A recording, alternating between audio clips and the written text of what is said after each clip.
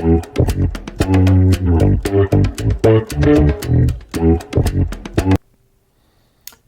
everyone, welcome to the channel. Today we want to try and make sense of contemporary art, the art that is around us every day today, and that's been around of course for quite a few decades. So there will be more than one video because the subject is really vast and there's loads of questions to be asked. Of course, don't forget to like and subscribe if you get something out of this video. Right, so it's sometimes difficult to know what to make of contemporary art, and I think that most people, or a lot of people at least, when they see a painting like this one by Jackson Pollock, ask themselves not only what it means or what it's about, but also more simply perhaps, is that art? Why is it art? It looks nothing like, for example, this by Michelangelo or this by Leonardo da Vinci. And really, if this Jackson Pollock painting is art, then is my own drawing, like this one, also art? I can't draw, I can't paint, but is that art then? And the problem really is that asking that question is really asking a lot of other questions, implicit questions. And what we'd like to do in this video and the others is to work out what some of those questions are before we even try to answer questions, broader questions about what is art or what does it mean, perhaps. And it's important really because, in fact, what we need to understand is that those questions are implicit. That is, they are not asked outright, and many of the people who go and look at those paintings don't really understand the relationship between those fundamental questions and the representations in front of them. So, before we really get into contemporary art, I think it's much better to start at the source really of all this, which is modern art at the turn of the 20th century, 19th to 20th century, of course. And the first thing, again, to repeat here very briefly, is to say that modern art and contemporary art, unlike perhaps what came before them, is very often linked to fundamental questions about the nature of art. And a lot of the artistic objects in painting, music, literature are in fact ways to answer some of those questions. So to get a grip really on contemporary art, it's really important to know which questions to ask and which questions are being answered in the shape of an artistic production. And one of the first questions is to do with representation. What does it mean to paint or to represent something or someone? So let's start with a few examples from the world of painting, and of course we'll try to bring in literature, of course, at some stage, photography and all the other arts. So on the left here we have Manet, a French painter, Course à Longchamp, so the Longchamp races, or races at Longchamp. Longchamp is a racetrack in France, and that's a painting from 1866. And next to it you can see a painting by an English painter, Stubbs, and the painting is called Fighting Stallions from 1791. Now, the difference here really is in what the artist is trying to do. So we will ignore all other artistic considerations, like, for example, the use of colors and use of shape and all this. And we'll just ask a simple question: what can we think here that the artist actually is trying to do beyond painting, as it were? Well, when we look at the Stubbs and the Fighting Stallion, we can see that the painter here is trying to give a very accurate representation of horses, and all the parts of the horses are very well and painstakingly rendered in their details. Now, really, when we think about it, those two horses are also kind of posing for us in many ways. They seem to be facing each other off, but what we don't know, what is very unclear, is that, well, first, is that a realistic situation? That is, did he paint two horses that were actually in real life fighting or facing each other off like this? And the second thing is that if he did, if those horses were effectively in that situation, did they look like what he painted, or did he sort of adapt them, color them slightly differently, give different shapes to their ears or to their legs, perhaps? And the third really question to ask is there any sort of movement? Is there any sort of life in those two horses? Do they seem to really be fighting, or do they look more again like they are posing? Now, if you compare that to the horses in Manet, the difference is immediately obvious. Quite simply because those horses, well, they look like horses, we can recognize them as horses, but if you look closely, you can see that Manet is not interested in the exact details of a horse body and legs and everything. So look at the hooves, for example, the feet of the horses. In a Manet painting, they're really nothing more than little blotches of dark paint.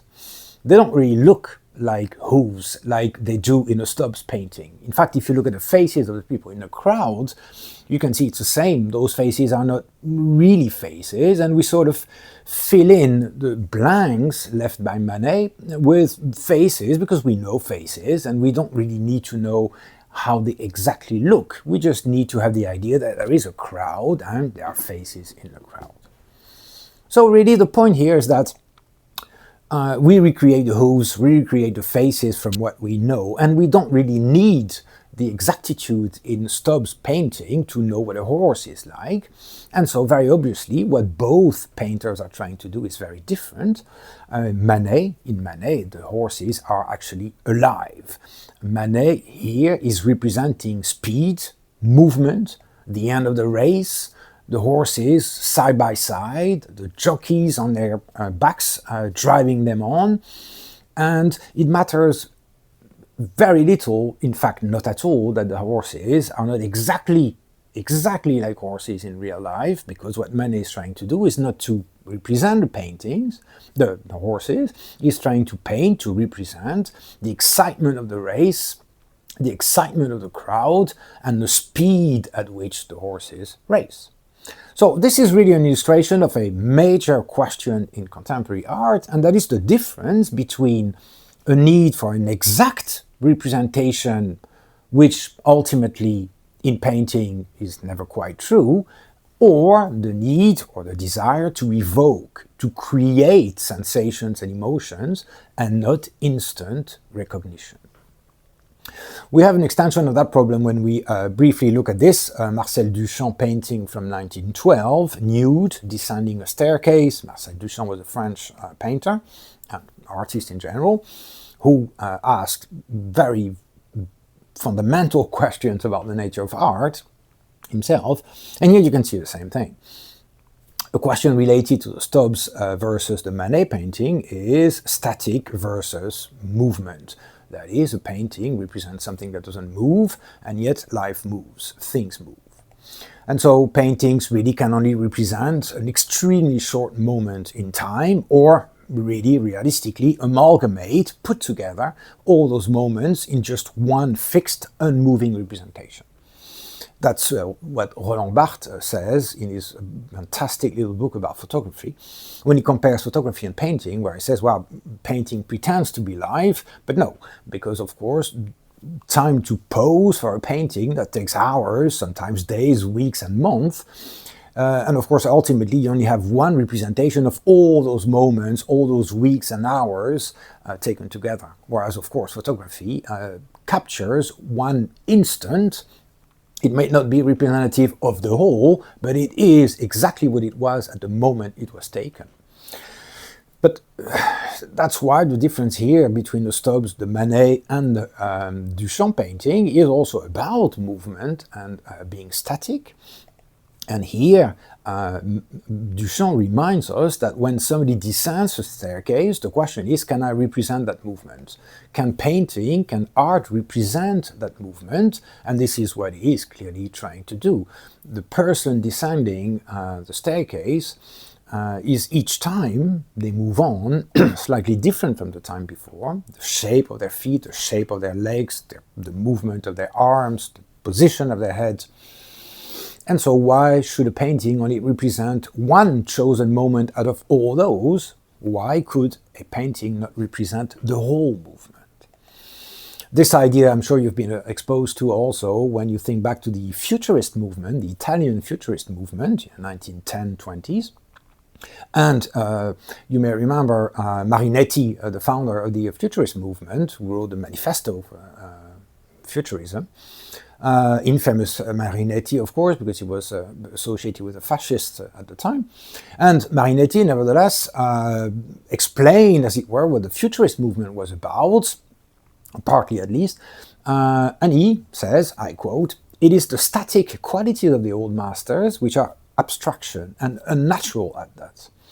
Those static qualities are an outrage, a violation, and a separation. Why? Because all things run, all things are rapidly changing." And so, for Marinetti and the Futurists, one had to represent movement, and a painting of a man sitting, not moving, is simply antithetic. It's against the nature of life, which is always moving, always changing. So nude descending a staircase is an illustration of that question. Should a painting represent unnaturally how to represent life as it happens, in its movement, in its life? And basically, can a painting do more than fix time as if it never passed or had never really happened? Now, a continuation of that problem of representation and what a painting is for is that for centuries, of course, a painting's function was pretty clear. You were given a commission, for example, to represent a scene from the Bible, or a rural scene, or a portrait, of course. And if you were asked to paint somebody, well, you had to paint somebody that his friends and families would recognize as such. Here we see Kandinsky from 1922, in the middle is Pollock from 1947, and Rothko, of course, and those layers from 1949. And another question to do with representation here is, why should representations in art be figurative? That is, why should they represent something that everyone can immediately recognize as being that thing? Can painting not evoke rather than simply show? And in fact, what may appear to be sort of chance painting, Kandinsky, or just geometric shapes without a meaning nor function, Kandinsky theorized all those shapes and colors. Not all shapes, he didn't want all shapes, he certainly didn't want all possible colors. He was very particular about those, and he wrote two theoretical works on those, where he insists on the meaning of each shape, each color, and he also insists vigorously, and it's really important here, about the fact that each individual meaning, shape and color, is also related, and it creates a larger meaning. There must always be a relationship between the large and the local, as it were. So Kandinsky here is not just drawing shapes like I could do, he is really painting something on the basis of a theory about the meaning of shapes and colors. Similarly here, for Pollock, you could say, well, it's well known, of course, that Pollock painted the canvas on the ground and he spraying paint from above. And you could say, well, it's performative sort of art, and what does it mean? It means nothing. Well, actually, you can ask the question differently, which is, why should the same gesture that's been around for 600, 800 years or more, if you consider the caves, of course, why should such a gesture, a horizontal way of painting, always be the same? Why should I, again, represent with bits of paint something that you and all of us can recognize, even though I, the artist, created it, I represented something? So here it really very, very clearly relates to what started to appear, of course, in the 19th century, which is the individuality of the artist and, let's say, the duty, so to speak, the duty that an artist may have towards those looking at, for example, a painting. Is the duty of the artist to give them something they can recognize and they know, or is the duty of the artist to actually transform their interior or internal vision into something, for example, on canvas and in paint, irrespective of whether people see the same thing in it or not? This problem of representation is also linked to another one which is fundamental in this discussion, and that's to do with a very simple sentence, really, a one-liner that will come back again and again, which is that the thing represented is not the thing itself. Now, that may seem like a non-starter, really, but it's very simple. It means that when you represent a thing, so it can be an object, a person, a scene, a landscape, the thing that you are represented, do not forget, is not the thing itself. It is a representation of that thing. And a representation is always a choice from the artist. That is, there is a difference between the thing in the world and the thing as I myself represent it, for example, in painting. That's what Susan Sontag says on photography, a marvel of a book, of course. And she says, she has that line where she's talking about taking a photo and framing, so establishing the frame within which what will be on the photo will be. And she says, to photograph is to frame is to exclude. And what we can take from that is, again, that notion of choice. What she says, basically, is that the photographer will make a choice of what he or she represents, and by making that choice of what to show, they also make a choice about what not to show. To frame is to exclude.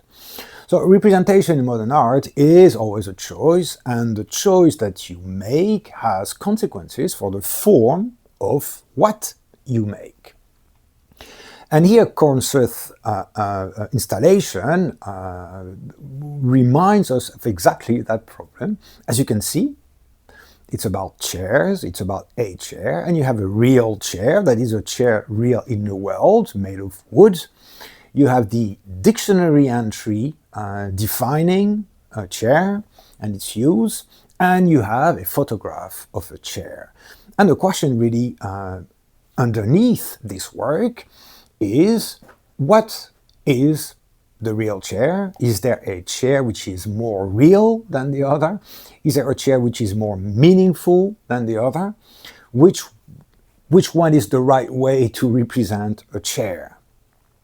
And you can say here that it's as a painting, it is again the thing represented is not the thing itself. So the painting shows the representation of a chair, but really it's a choice of the artist. He or she could have represented many different chairs in many different shapes, but they chose that one. The object in the world, we understand, suffers from the same problem, which is, yes, it's a materially real chair, it exists in the world, you can sit on it if you want to, but by the same token, there are thousands of other chairs which look nothing like this one, more or less, which you could sit on as well. So why is that chair the chair? And of course, the dictionary entry is very interesting, because here we have a representation in words, not a visual one, we represent in words. And we say, or the dictionary entry says, what a chair not only is, what it's made of, but also what it's for. Two things that, of course, the real object and the pictorial representation of that object do not say at all. You have to infer what it's for, or you have to know what it's for, but you are not told what it is for, whereas the dictionary entry does. So in many ways, the dictionary entry is much richer than the two objects, both real and the representation of it. So both of those, remind us that we actually know what a chair looks like, we know what it's for, but for somebody who's never seen a chair, this is not obvious. And in fact, if you had somebody from Mars who could read English, and if you gave them the alternative between the three, then the most informative would be the representation in words, not at all the representation either in photograph or the real object in the world. They wouldn't know what to do with it. So it also reminds us, finally, that while we all recognize a chair when we see one, really, there doesn't really exist only one chair. There exists the idea of a chair, and that idea is realized in individual objects, in paintings or in real life, which may not look very much like one another, but they're still objects. That's also a very well-known problem in linguistics, of course, and you can do the experiment yourself, where a word like dog, for example, if I say to you, I have a dog, then you will have immediately an idea of what it is that I have. You will know plenty of things about that animal as well. You will know that it likes, I don't know, knowing on bones and what else it eats and what it does, that it has a tail, that it runs after balls, all those things. But of course, really, what we share really is that concept of a dog. And you have no idea what my dog looks like, and it may not look like your dog at all, of course. This illustrates the problem, and that is well known. The same problem obtains with numerous objects, of course, glasses if you want to, or anything. So that dichotomy, that disjunction really between thing represented and representation might well be here the question behind this extremely famous painting by René Magritte, the Belgian painter. So this is perhaps not the most famous one, we'll come to that one in a second, but this Magritte here is called Quarrels of Universals. He has a couple in that sort of same approach. It's from 1928. And the French words here from top and clockwise mean leafage, like in trees, horse, mirror, and cannon. Now, you know, of course, what those words mean when you look at the painting, when you read them. And so the question really is, well, is that art? Why is it art? He's just writing stuff. He's drawing a circle. He's writing a word in it. Why should I be impressed by this? And of course, here again, it is not so much about whether it is art or not art. The first question to ask is, what does it relate to in terms of fundamental question about the nature of representation?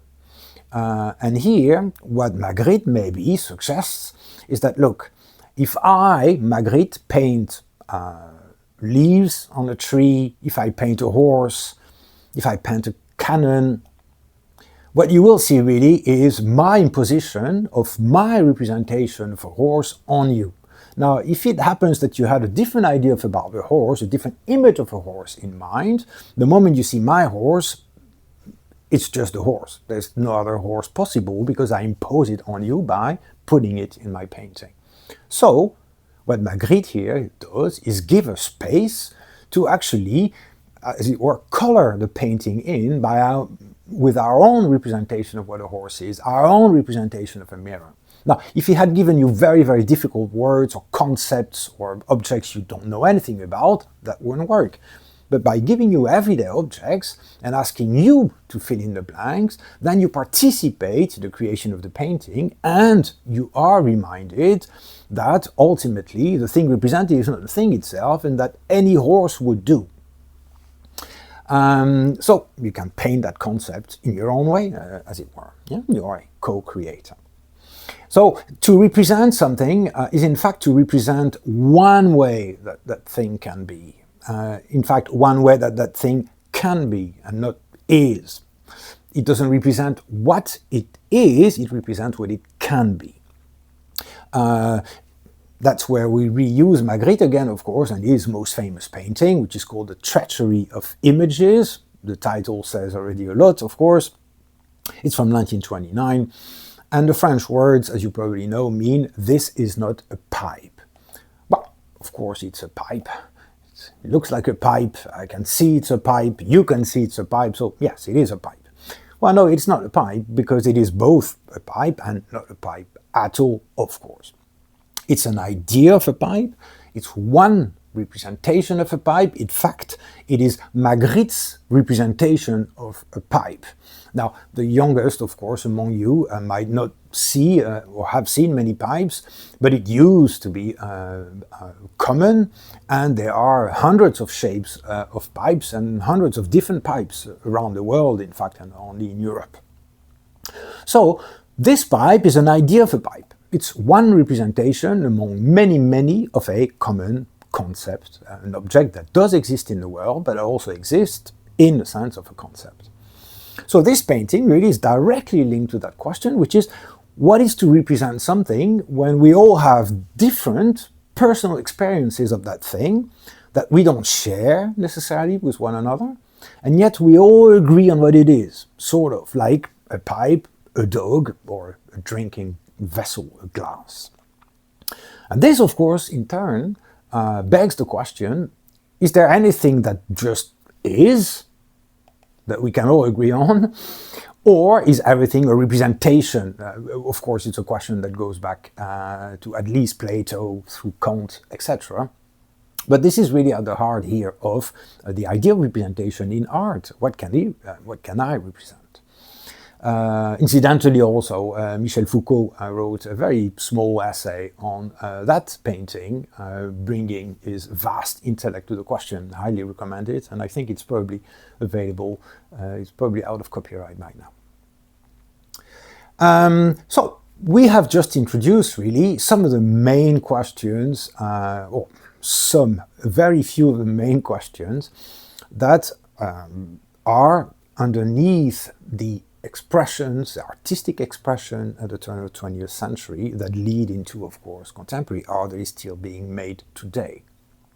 Those questions have been integrated by artists and commentators, but very often they remain a little bit obscure or quite simply not visible at all to those who look at those paintings. And so the legitimate question of, well, that doesn't represent anything I understand, I don't see anything that means anything, why is that great? Why is it in a gallery? Why should I pay $100 million for it? Again, those questions are secondary to the first questions, which is, what is that piece of art trying to achieve theoretically, conceptually? What is that object asking of the nature of art and its role and its identity? And that is the question we'll be going back to in the next video. In the meantime, thank you very much. Bye-bye.